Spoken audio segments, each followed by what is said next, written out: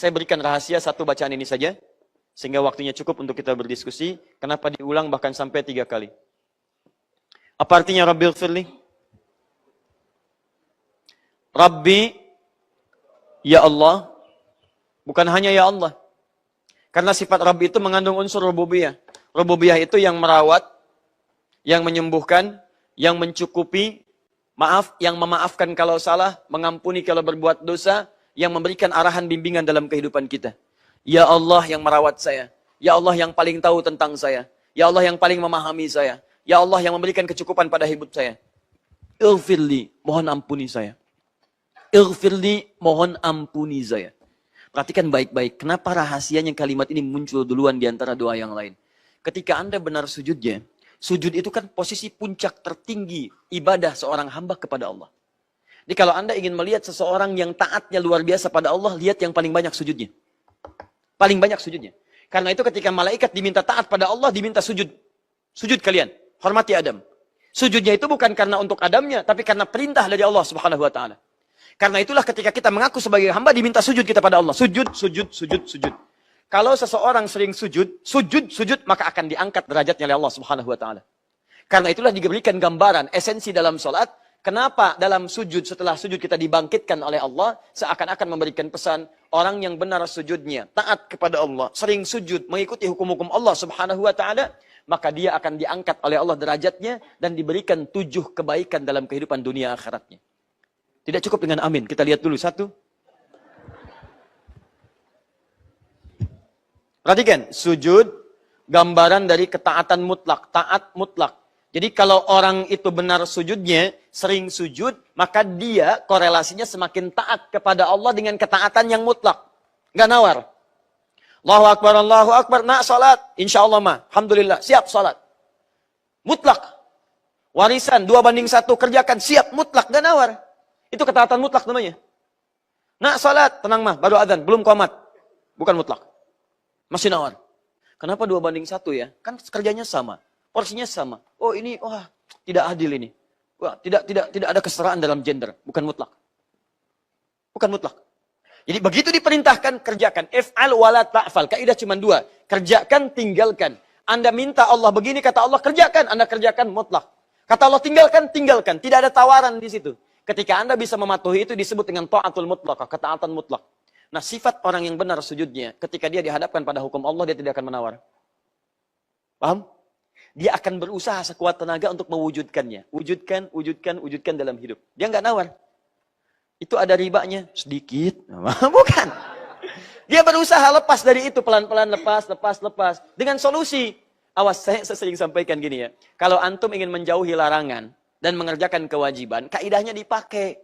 La yukallifullahu nafsan illa. Kaidah ini terapkan dalam prakteknya. Pelan-pelan, melangkah. Ini saya sering perhatikan banyak orang yang ekstrim.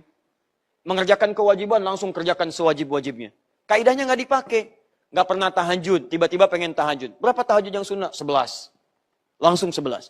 Padahal kata Nabi, ketika akan mengerjakan seperti ini, hadis Muslim hadis 749. 749 dari Ibnu Umar radhiyallahu ta'ala anhuma. Kata Nabi, sholatul laili masna. Kalau ingin sholat malam, kerjakan dulu 2, tambah lagi, enak tambah lagi.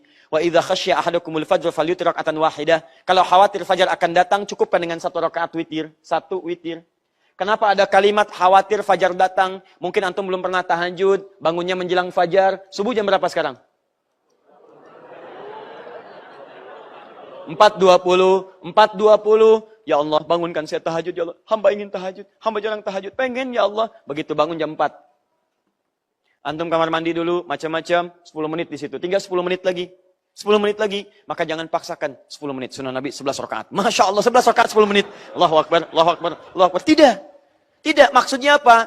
Ambil tahapan ini, baru melangkah tahajud 2 rakaat dulu. Mungkin bangun terlambat, tutup witir 1 rakaat. Yang kedua, bisa bangun jam 3.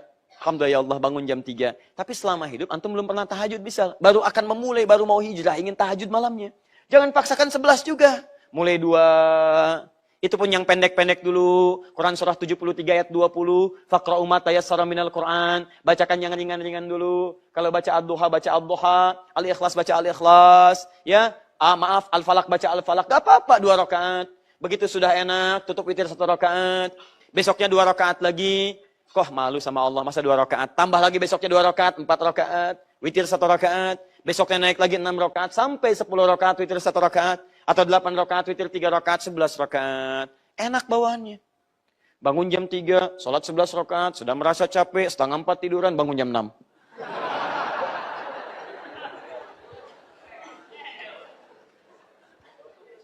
Ya, sama. Ya, awas hati-hati. Nah, sekarang saya mau kembalikan. Bangkit dari sujud, Rabbil firli, Rabbil firli. Orang yang taat mutlak kepada Allah. Dan dia berikhtiar sesuai kemampuan dia. Berusaha menahati, tapi disesuaikan dengan kemampuan. Antum nih yang hijrah-hijrah juga, tolong, hukumnya dipakai ya. Nah ini tolong ustadz-ustadznya dibantu ini. Jangan disuruh hijrah, ditinggalin gitu kan. Itu bahaya juga. Ya, ulama itu punya tahapan. Antum punya pekerjaan, agak kurang baik. Bagaimana keluar dari situ? Kata para ulama fikih, sebelum keluar, karena ada hajat daruriyah yang sangat dibutuhkan, antum sambil mencari pekerjaan lain dulu. Sambil nyari, ini diturunkan tensinya, turunkan kadarnya, cari yang lain. Begitu mendapatkan, baru antum pindah seketika. Itu tahapan hijrah begitu. Ini kadang-kadang saya suka khawatir, kasihan saya. Ada orang suruh hijrah, suruh keluar seketika. Dia belum menemukan apa-apa. Begitu keluar, dia tidak siap. Hancur hidupnya dan tidak diberikan bimbingan.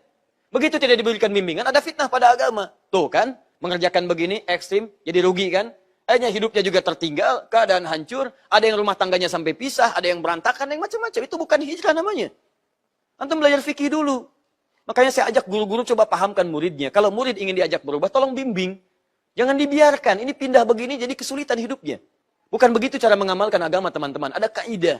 Antum kalau belum paham kaidah, tanyakan. Jangan paksakan diri sehingga antum jatuh dalam hal yang tidak menyenangkan di situ. Dan hijrah itu bukan merubah tampilan. Bukan merubah panggilan pula. Saya mau hijrah, panggil saya akhi.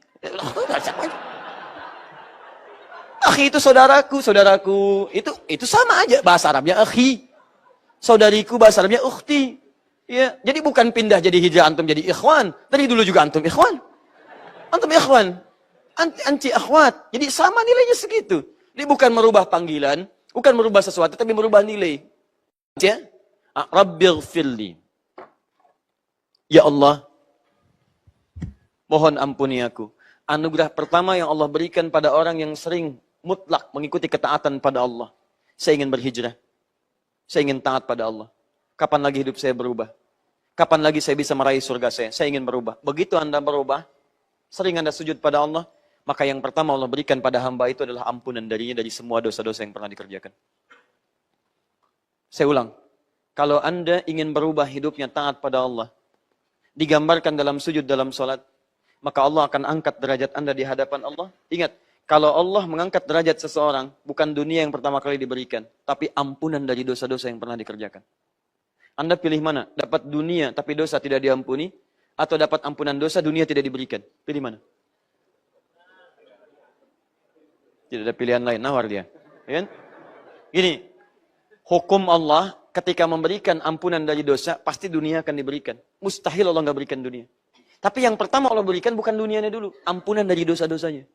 Makanya kalau ada seseorang rajin sujud kepada Allah, mulai ingin pindah, kerjanya ditata lagi, rumah tangga ditata lagi, yang halal diberikan, yang haram dikeluarkan, yang baik-baik ada di rumah, acara tidak baik buang dari rumah, majalah tidak baik buang dari rumah, gambar yang kurang baik buang dari rumah, yang baik-baik munculkan ke rumah. Begitu dirubah ini semua, ada yang baik-baik, yang pertama Allah berikan, lihat hukumnya. Ampunan dari dosa-dosanya. Dari mana tahunya ini Ustaz? Buka Quran, surah ke-2 Al-Baqarah, ayat 222 di ujungnya. Sudah? Kemudian, kaidah itu nanti ditafsirkan oleh Quran surah ketiga Ali Imran, ayat 31, paling kiri sebelah atas. Quran surah kedua Al-Baqarah di ujung ayat 222. Tafsirnya ada di Quran surah 3 Ali Imran di ayat 31. Sudah? Tayyib. Kemudian hijrahnya ada di Quran surah keempat An-Nisa ayat 100 paling kiri sebelah bawah. Hijrahnya ada di Quran surah keempat ayat 100. Perhatikan kaidahnya. Saya bacakan. Lihat ujung ayatnya. Innallaha yuhibbut tawwabina wa yuhibbul mutatahhirin. Ada ayatnya? Innallaha, sungguh Allah itu yuhibbut tawwabina, mencintai orang-orang taubat. Dikala antum bertobat, antum dicintai oleh Allah Subhanahu wa taala. Jelas? Sekarang lihat kaidah cinta. Kalau Allah mencintai seorang hamba, apa kaidah yang diberikan? Pindah ke Quran surah ketiga ayat 31. Qul in kuntum tuhibbunallaha fattabi'uni yuhibbukumullah. Katakan Muhammad, jika kalian mencintai Allah, ikuti aku, ikuti Nabi. Makannya dari bangun tidur sampai tidur lagi. Sekarang lihat, yuhibbukumullah, Allah akan cintai Anda. Ketika Allah mencintai Anda, Allah mencintai Anda. Ketika Allah mencintai Anda, lihat, wa yaghfir lakum dzunubakum, Allah akan mengampuni dosa-dosa Anda. Kaidah cinta dari Allah Subhanahu wa taala menghadirkan ampunan dosa. Dan di antara yang dicintai oleh Allah, ketika seorang hamba amat kemudian taat pada perintah-perintahnya. Anda menaati Allah, cinta Allah diturunkan kepada Anda. Anda bertobat, cinta Allah diturunkan kepada Anda. Ketika cinta diturunkan, ampunan diberikan. Karena itu ketika Anda sujud, itu gambaran komitmen Anda untuk semakin taat kepada Allah. Begitu Anda taat, diangkat oleh Allah. Mau minta apa? Dibimbing bacaannya oleh Nabi. Daripada minta yang lain-lain, minta istighfar. Rabbighfirli, Rabbighfirli, Rabbighfirli. Makanya ketika Anda baca kalimat Rabbighfirli, lihat baik-baik. Saya sarankan daripada membaca yang Allahumma, itu pun boleh. Tapi akan lebih baik menggunakan kalimat Rabbi. Rabbighfirli. Karena kalimat Rabbun lebih tajam. Satu, lebih cepat. Yang kedua, langsung menyentuh pada nama Allahnya. Ya Allah, Engkau yang tahu tentang saya. Engkau yang merawat saya. Saya merasa, ya Allah, selama hidup ini banyak dosa. Mata saya banyak salah lihat. Telinga saya banyak salah dengar. Lisan saya banyak salah bicara. Kaki saya salah melangkah. Tapi saya hamba-Mu, ya Allah. Engkau yang menjanjikan ampunan pada saya. Engkau yang menjanjikan pulang dengan penuh ketenangan. Engkau yang mengantarkan surga. Engkau yang memberikan kabar gembira. Saya sudah bersujud kepadamu, ya Rabb. Kalau dalam masa akhir hidup ini belum Engkau ampuni juga, saya memohon kepadamu, Rabbighfirli, Allah ampuni saya, ya Allah. Makanya ketika Anda mengucapkan kalimat Rabbighfirli, bayangkan dosa-dosa Anda. Begitu cara bacanya. Bukan cuma dibaca. Kalau cuma baca anak kecil juga bisa. Apa bedanya Anda dengan anak usia 5 tahun? Anak 5 tahun belum balik, dia baca Rabbighfirli. Apa yang mau diampuni dari dia? Belum ada taklif. Belum ada dosa yang dituliskan. Jadi kalau anak kecil salah, nggak akan dihitung. Tapi kalau Anda 50 tahun salah, jadi hitungan di situ. Jangan cuma pandai mengurus hitungan dunia. Keuntungan Anda hitung sekian-sekian. Dosa Anda hitung tuh. Berapa dari mulai balik sampai hari ini? Dosa pada orang tua, dosa pada tetangga, dosa dari mata sampai dengan ujung kaki. Berapa Anda kumpulkan? Dan hebatnya Anda merasa masih banyak dosa, tapi Anda pengen masuk surga. Kan aneh. Siapa yang tidak ingin masuk surga? Boleh angkat tangannya. Siapa yang mau masuk surga? Angkat tangannya. Pertanyaan saya, siapa yang tidak punya dosa? Angkat tangannya. Siapa yang banyak dosanya? Angkat tangannya. Aneh. Merasa banyak dosa, ingin masuk surga. Sedangkan kaidah masuk surga itu, dosanya minim, amal solehnya naik, amal salah hilang. Begitu amal solehnya naik, amal salah hilang, baru peluang surga terbuka. Bagaimana cara menghapuskan amal salah, supaya amal soleh naik? Rabbighfirli.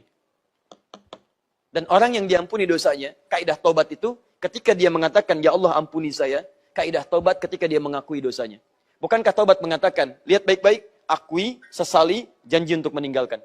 Itu tobat. Jadi begitu Anda mengatakan, Rabbighfirli, Anda akui saya salah ini, ya Allah. Ya Rabb, saya dosa. Ya Allah, ampuni saya. Ya Allah, sekalipun ini sholat terakhir dalam hidup saya. Dan mungkin sujud selanjutnya saya akan wafat dalam sujud. Mohon wafatkan saya dengan ampunan darimu, ya Allah.